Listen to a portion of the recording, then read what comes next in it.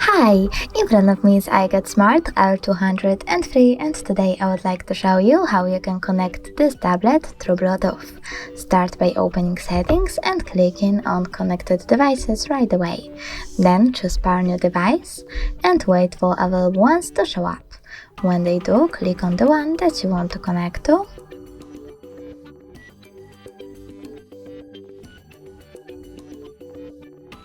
Select Pair in this pop-up over here and wait for this device to accept your connection request. As you can see, my devices were successfully connected. If you want to forget this connection completely, you can always click on this green gear icon next to the connected device. Choose Forget over here and confirm your choice by tapping on Forget Device. Thanks so much for watching. If you enjoyed this video, don't forget to smash that like button, comment and subscribe. Bye!